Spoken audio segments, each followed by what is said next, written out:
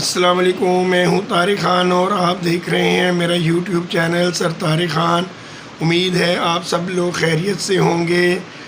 आज की वीडियो में मैं आप लोगों को math 9th class arts exercise number 2.1 का क्वेश्चन नंबर 7 to 9 सोल्व करना सिखाऊंगा। इससे पहले भी मैं इस एक्सरसाइज 2.1 का क्वेश्चन नंबर 1 to 6 सोल्व करके उसकी वीडियो अपलोड कर चुका हूं। जिन स्टूडेंट ने वो वीडियो नहीं देखी और देखना चाहते हैं तो उसका लिंक मैंने इस वीडियो की डिस्क्रिप्शन में दे दिया है, आप लोग वहां से जाकर देख सकते हैं। वीडियो को एंड तक मुकम्मल देखिएगा, स्किप ना कीजिएगा ताकि कोई पॉइंट, कोई स्टेप या कोई फार्मूला मिस ना हो जाए और आपको क्वेश्चन की समझ ना आए। और जो स्टूडेंट मेरी वीडियो पर नए हैं काइंडली वो मेरे चैनल को सब्सक्राइब कर दें और साथ बेल आइकॉन को भी प्रेस कर दें। तो चलते हैं आज की वीडियो की तरफ। आज की वीडियो में हमने एक्सरसाइज नंबर 2.1 का क्वेश्चन नंबर 7 to 9 सॉल्व करना है। इन क्वेश्चन में हमने ज़कात, उशर और इनहेरिटेंस के क्वेश्चन सॉल्व करने होते हैं। तो इसके लिए हमें कुछ असूल याद करने पड़ते हैं। जब तक हमें वो रूल या असूल याद नहीं होंगे हम ये क्वेश्चन सॉल्व नहीं कर सकते।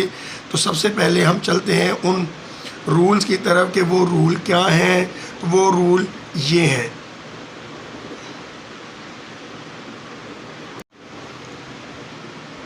रूल्स ऑफ ज़कात, उशर एंड इनहेरिटेंस। ज़कात, उशर और विरासत के असूल, इनके क्वेश्चन सॉल्व करने के लिए हमें कुछ असूल याद करने पड़ते हैं जो कि दर्ज झेल हैं। पहला असूल है नगद रकम, कैश, सोना, गोल्ड और चांदी, सिल्वर पर ज़कात की शरह जो रेट है वो 2.5 है। जब भी आपने नगद रकम यानी कैश, सोना, गोल्ड और चांदी पर ज़कात निकालनी होगी तो उसकी शरह होगी या जो रेट होगा वो 2.5% होगा।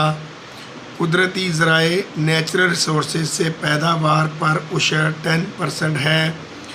अगर फसल जो है वो कुदरती ज़राए से, इनके बारिश से पैदा हुई है और उसके लिए आपको कोई ट्यूबवेल वगैरह या नहरी पानी इस्तेमाल नहीं किया तो वो नेचुरल रिसोर्सेज हो जाएगा, तो उस पर उशर 10% होगा। जो पैदावार होती है उस पर ज़कात नहीं होती, उस पर उशर होता है। और जो नेचुरल रिसोर्सेज से होता है वो 10% है।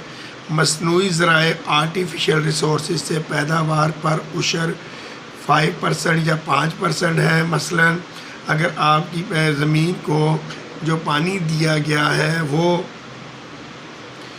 ट्यूबवेल या नहरी पानी दिया गया है, आर्टिफिशियल ज़रिए से दिया गया है, मसनूई तरीके से दिया गया है, तो उस पर आपने उशर 5% देना है।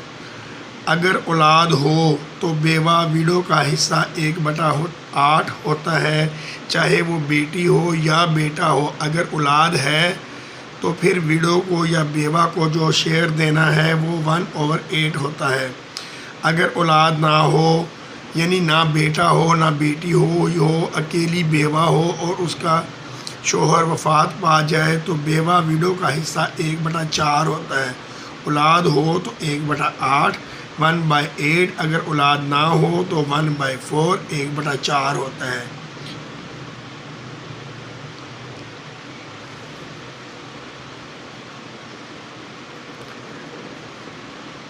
नंबर 6, हर बेटी का हिस्सा 1 और हर बेटे का हिस्सा 2 होता है। यानी कि बेटी को 1 और बेटे को डबल या दुगना हिस्सा मिलता है। ये भी याद रखना है कि बेटी का हिस्सा सिंगल और बेटे का हिस्सा डबल होता है। नंबर 7, असल में मुश्किल असूल ये है, ये ज़रूर याद रखना है आपने।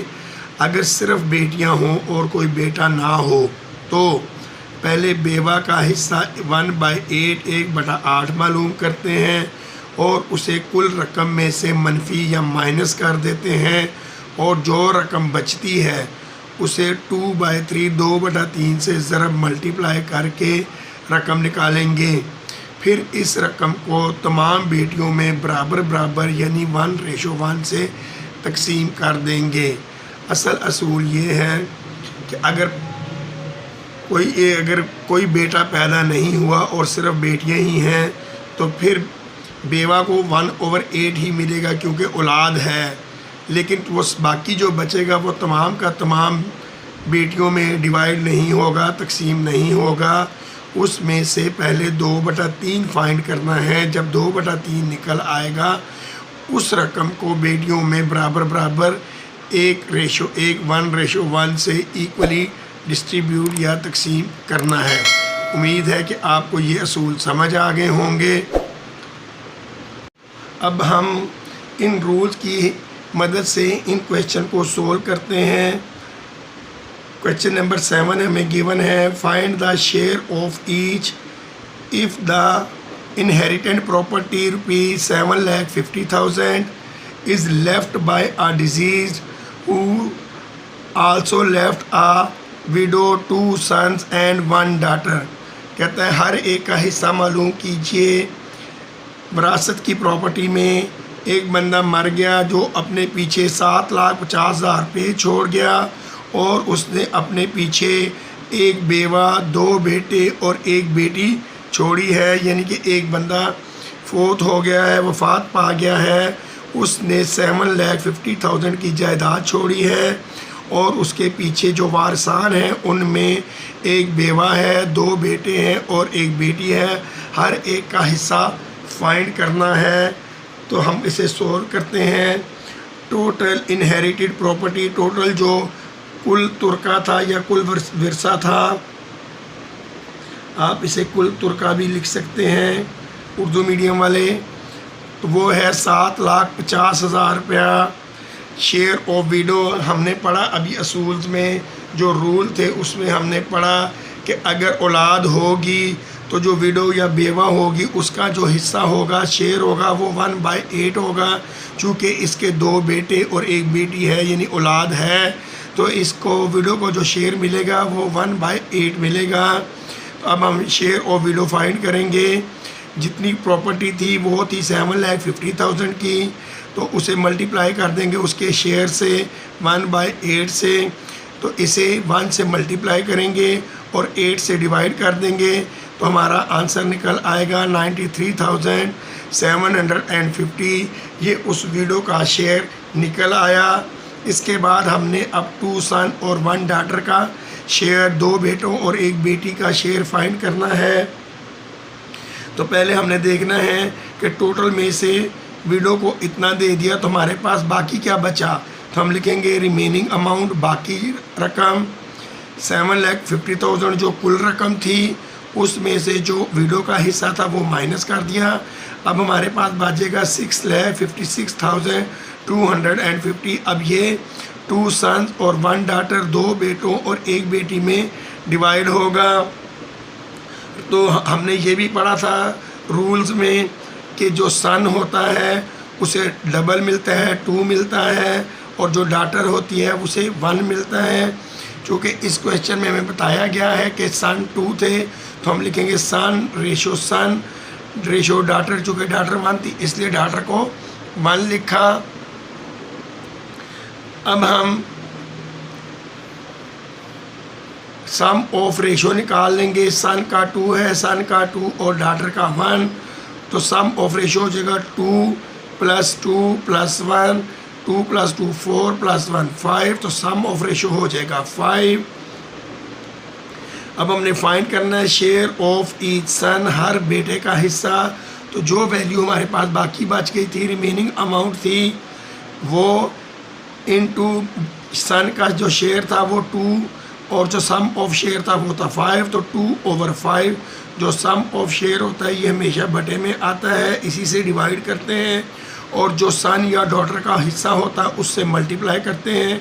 इसे अब हम 2 से मल्टीप्लाई करेंगे, जो आंसर आएगा उसे 5 पे डिवाइड कर देंगे, तो ये ईच सन या हर बेटे का हिस्सा निकल आएगा 2,62,500। इसी तरह फिर हम हर डॉटर का शेयर फाइंड करेंगे। चूँकि यहाँ डॉटर 1 है इसलिए शेयर ऑफ डॉटर हो जाएगा।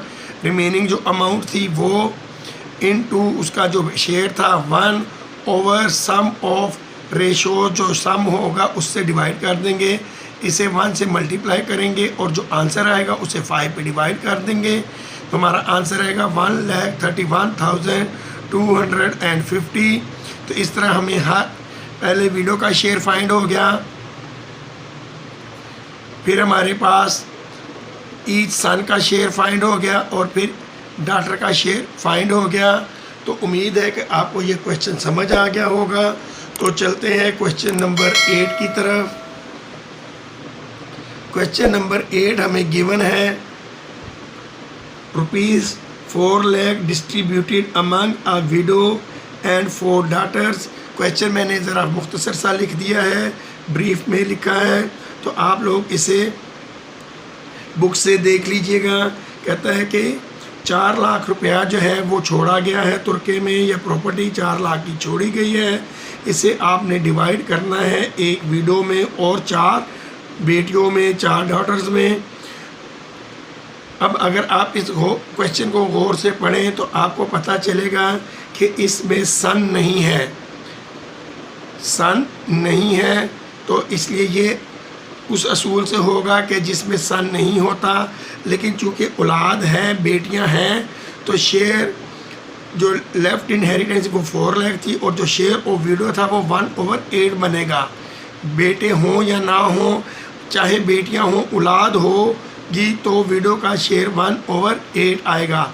तो सबसे पहले हम लिखेंगे शेयर ऑफ विडो, बेवा का हिस्सा 1/8। शेयर ऑफ विडो हमने फाइंड करना है, तो जितनी वैल्यू थी प्रॉपर्टी वो मल्टीप्लाई बाय 1/8।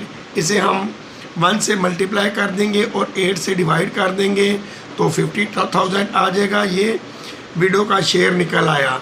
चूँकि अब बेटे नहीं हैं तो हमें थोड़ा सा क्वेश्चन चेंज हो जाएगा। आप रूल्स में पढ़ लीजिएगा कि वहाँ पर क्या बताया गया है। तो पहले हम रिमेनिंग अमाउंट मालूम करेंगे। 4 लाख टोटल थी, उसमें से 50,000 विडो का शेयर निकल गया, तो बाकी हमारे पास 3,50,000 बच जाएगा। जो रकम बच जाती है, रूल ये है कि उसका 2/3 फाइंड करते हैं। 2/3 of the remaining amount. Remaining amount थी 3,50,000, उसका हमने 2/3 फाइंड किया। इसे 2 से मल्टीप्लाई करके 3 पे डिवाइड कर देंगे। जो आंसर आएगा वो होगा 2,33,333.3। ये हमारे पास 2/3 शेयर निकल आया। अगर बेटे होते तो हमने ये वाली वर्किंग नहीं करनी थी, ये काम नहीं करना था। उसमें फिर डिवाइड सीधा ही हमने रेशो सन, रेशो डॉटर निकाल लेते हैं। लेकिन अगर बेटे ना हो तो पहले विडो का हिस्सा फाइंड करते हैं, फिर उसमें से जो हिस्सा निकल आता है उसे टोटल में से माइनस करते हैं, फिर जो रकम बच जाती है उसका 2/3 फाइंड करते हैं। अब ये जो बच जाता है, ये जो आंसर आता है, इसे हम तमाम डॉटर्स में, तमाम बेटियों में इक्वल 1:1 से डिस्ट्रीब्यूट या तकसीम कर देते हैं। तो चूँकि हमारे पास डॉटर जो थी वो 4 थी, तो हम लिखेंगे रेशो डॉटर